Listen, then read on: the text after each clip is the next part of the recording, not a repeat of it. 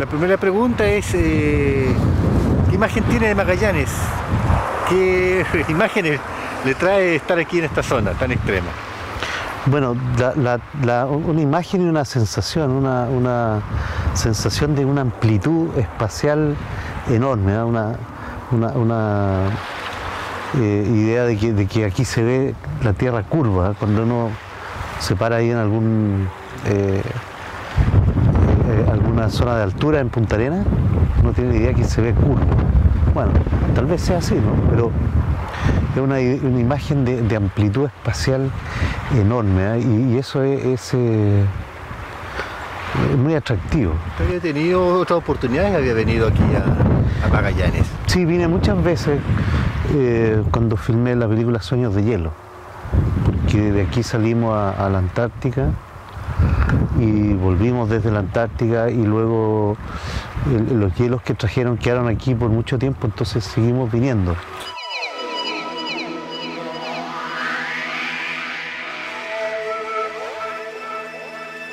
¿La diferencia entre el público que pregunta en Magallanes, el público que pregunta en Chile a nivel nacional o que pregunta fuera de las fronteras de Chile? No, yo no veo ninguna diferencia. Bueno, en general el público se divide en dos. Hay público que pregunta mucho por los temas que aparecen en las películas y otro público que es el más interesante para uno, ¿no? Que es el público que se interesa por la forma de contar, por las cosas propias del cine. Y esa gente está en todas partes.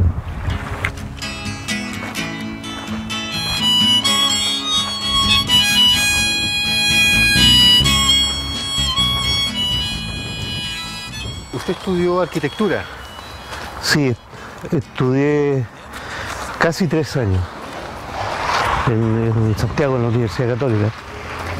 ¿Y después se puso a estudiar cine? Bueno, después me fui a hacer la revolución al norte y llegué a Santiago un día antes del golpe militar y ya venía dispuesto a estudiar cine. A eso me vine. Ya. Y ahí... Bueno, y entré entonces a estudiar cine después del golpe militar en una escuela que cambió muchísimo, ¿no? Porque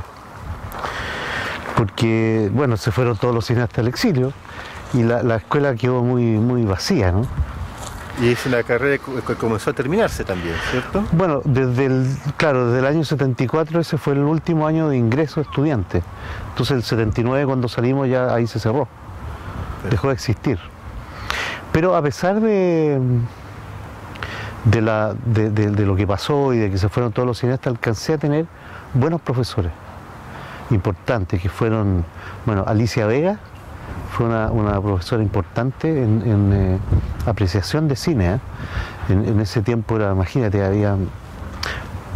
no era fácil el acceso a películas, claro, a ver películas, pero ella tenía muchas, ella misma, y teníamos acceso a las películas de los institutos culturales. Y bueno, y ella fue una gran maestra de cine. También estaba David Benavente, sí, que era, bueno, un dramaturgo y fue muy importante también, era un muy buen profesor. Y estaba también la gente de teatro, Eugenio Titborn, Raúl Osorio, Héctor Noguera, Ramón Núñez, eran profesores nuestros. Entonces, a pesar del aislamiento y de la miseria cultural, tuvimos un buen grupo de profesores. Fue al final una buena pasada por la escuela. ¿Qué año termina? Porque después viene su primera obra, que es bueno, No olvidar. No olvidar la empecé estando en la escuela, los últimos años de la escuela, porque es una película que me demoré en filmar. La filmé desde el año 79 al 81, a pesar de ser una película corta, ¿no? Claro. Y sencilla. Sí. Pero nos tomó tiempo filmarla y terminarla. La terminamos en el año 82. Sí, y que se convierte en una obra clave en términos de sacar a luz pública y a nivel cinematográfico un tema tan delicado como el tema de las violaciones de los derechos humanos, sobre todo el tema del crimen, los crímenes de los hornos de Lonquén, ¿cierto? Sí, mira, desde el punto de vista histórico, por lo menos, la película tiene el primer testimonio de un familiar de un detenido, desaparecido, reconocido por los médicos, por la ciencia.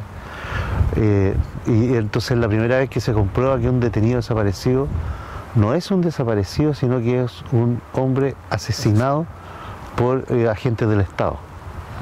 Entonces, bueno, tiene ese testimonio, pero aparte de eso es la primera película también, o segunda, ¿no? Porque hay una película anterior que se llama Recado de Chile, que es una película hecha por Carlos Flores, Pedro Chasquel y otro grupo de gente, sobre una reunión de familiares de detenidos desaparecidos. Y luego está esta, No Olvidar, que también es una película que es una película sobre un hecho de violación de los derechos humanos, pero desde mi punto de vista era mi primera película, ¿no? Entonces era una película, era un hecho de cine para mí, ¿no? Para mí era más importante eso que el tema que estaba tratando. El tema que estaba convocando. O sea, era una película. Claro. Entonces ahí yo pude probar cosas por primera vez de cómo hacer una película, ¿no? Bueno, la crítica alaba mucho la película justamente por la contención que tienen en términos de los testimonios, de que la película no haya ido al tema del panfleto y no se haya ido tampoco a otro extremo también de contener demasiado, sino que justamente los testimonios hablen por sí. Eso es algo que yo, observando las críticas de ese tiempo, destaco mucho. Sí, es verdad. Yo creo que sí, porque la película, bueno, se centra en una familia y en un lugar. Y a partir de eso construye su forma. Y cómo me da la gana que comience a hacer una revisión de los cineastas que están en medio de sus proyectos que pueden quedar truncos. ¿Cómo se da el gusto de decir cómo me da la gana? Claro, en verdad, mirando a la distancia, esa película también es una... digamos, me gusta mucho, porque es una película que es muy especial en el sentido de que es muy libre. Una película que no va a ninguna parte, y que se plantea una pregunta, y la pregunta está hecha interrumpiendo a los cineastas que están filmando. Interrumpo el hecho de filmar para preguntar qué sentido tiene lo que están haciendo, porque yo encontraba que no había mucho sentido. Entonces, y por otro lado, después de haber hecho No Olvidar, que había quedado tan ligado a esa experiencia de muertes y violaciones a los derechos humanos, quería salirme de eso, no me quise convertir en un especialista, que podría haberlo hecho cualquiera, podría haberse especializado en ese tema, porque era lo que estaba ocurriendo, ¿no? Pero no quise especializarme en eso, entonces me pregunté, ¿qué hago? Y esa pregunta de qué hacer es lo que en la película es eso, es esa pregunta. Ahí después, años después, se reencuentra con su profesora, Alicia Vega, y sí, realiza 100 niños esperando un tren. En los testimonios, usted señala que vio a un niño que venía jugando con un zoótropo, ¿no? Y dice, mire, y usted queda impresionado con ese tema. ¿Es así la...? Sí, no, yo digamos, me encontré con ese niño porque fui a filmar una sesión del taller anterior que hizo Alicia Vega en la población, en Renca, en una población en Renca, en Santiago. Y entonces en esa sesión final había una exposición de todos los trabajos de los niños, y era una cosa muy impresionante, porque eran muchísimos trabajos de muy buena calidad y expuestos de una manera muy fina. Y eso me llamaba mucho la atención, la belleza de la exposición misma, ¿no? Y luego salgo al patio y veo a los niños jugando con sus zootropos y gritaban Lumière, Méliès. Claro. Y eso cuando yo vi eso, porque fui y filmé eso, y cuando lo vi, que era mudo, ¿no? Porque lo filmé con una Bolex, cuando lo vi a los niños y me acordé de haber escuchado Lumière, Méliès en los gritos de los niños en el patio.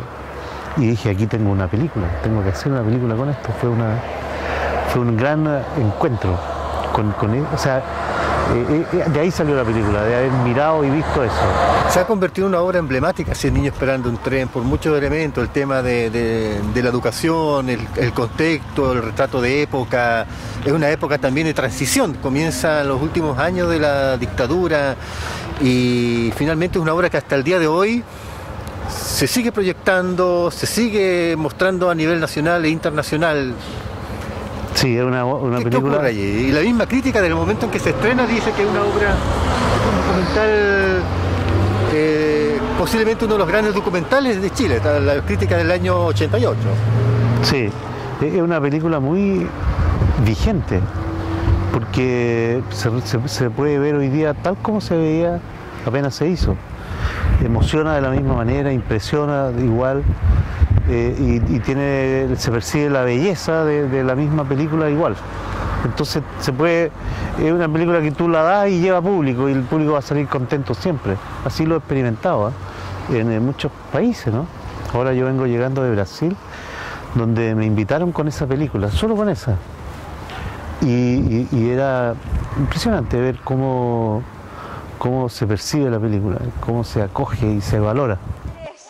Que el niño que, por ejemplo, no ha visto ninguna película porque no ha ido nunca a un cine, sepa que de aquí en adelante eso no importa, porque ahora todos vamos a ver todos los sábados una película aquí en la capilla.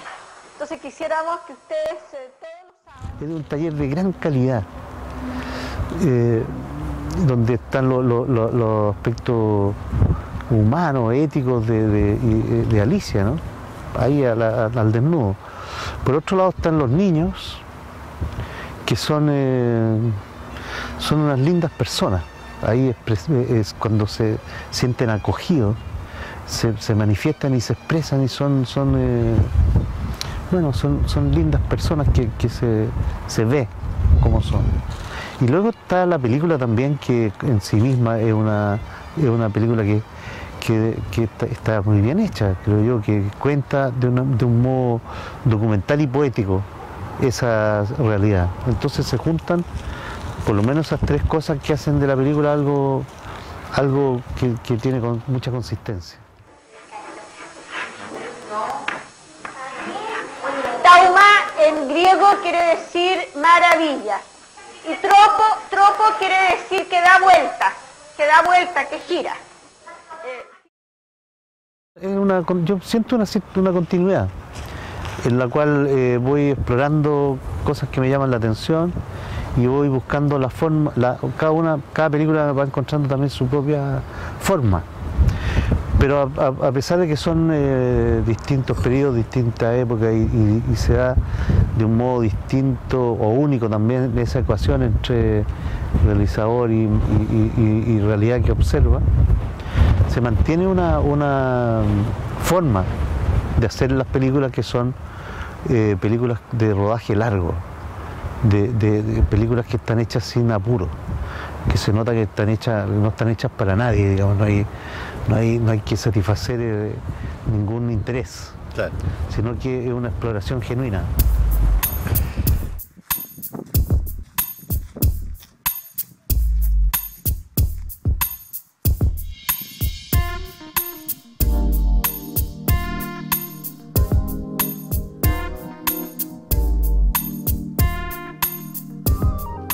Y el estreno del otro día, del documental, el otro día, sí, termina con el mar.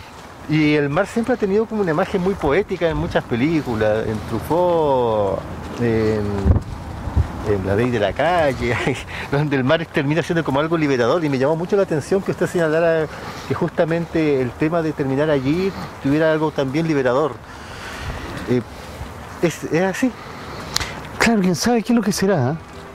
Pero el mar se empezó a colar en la película a raíz de esa fotografía de mis padres que están en la isla Quiriquina, y están ahí porque mi padre es marino, y de ahí navega, se va al norte, y bueno, y después me voy a un libro que es donde está Darwin, que ha navegado por todos estos mares. Además, sí. Entonces, bueno, el mar entra por la ventana. Y el otro día, ¿cómo se genera hacer un documental como El Otro Día? Incluso uno se pregunta si realmente es un documental o es una película de ficción, porque hay una línea como que se rompe también. Sí. Bueno, surge de muchas cosas que se van cocinando juntas, ¿no? Hasta que hierve.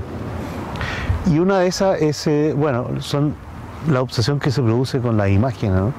Las imágenes de mi casa, yo tenía ya ganas de hacer algo con eso, porque son imágenes que me seducen mucho. O sea, hay tantas imágenes que se producen en una casa y que quedan en la retina y que son muy expresivas de la vida, ¿ah? Porque el sol cuando se mueve conmueve, ¿no? Porque expresa que está como este sol de ahora, ¿no? Es algo que nos conmueve porque dice que estamos vivos.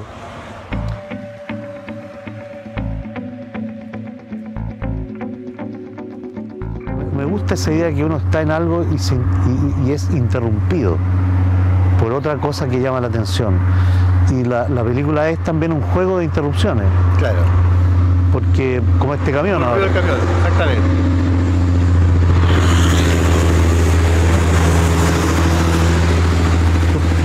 Yo estoy en mi casa contando una historia, tocan el timbre, me interrumpen. Entonces paso, cambio de tema. Y converso con la persona que ha tocado el timbre, voy a su casa y aparece otro mundo completamente distinto. Vuelvo a mi casa, hay otro cambio de tema, pero ahí soy interrumpido por algo que me llama la atención. En el patio están los pájaros, los gatos, el sol, en fin, y siempre hay una interrupción. Y cuando uno le da curso a las interrupciones, se va tejiendo como una trenza. Y eso es lo que es la película. La película es una trenza de situaciones distintas que se van interrumpiendo una a otra. Bueno, y eso quería hacer, ¿no? Entonces, por eso es tan importante el espacio en la película, porque sí hay una gran valoración del lugar donde uno está parado. Tiene importancia el lugar. Y lo que las películas hacen es simplemente mirar y ver de qué se trata todo. Desde un lugar, ¿no? Como este mismo lugar donde estamos parados ahora, ¿no? Que no nos lleva más que a preguntarnos, ¿no? Puras preguntas, ¿no? El estrecho, estas faenas de matanza que hay aquí al frente, estas construcciones, no hacen no más que preguntarnos el sentido de la historia aquí, ¿no?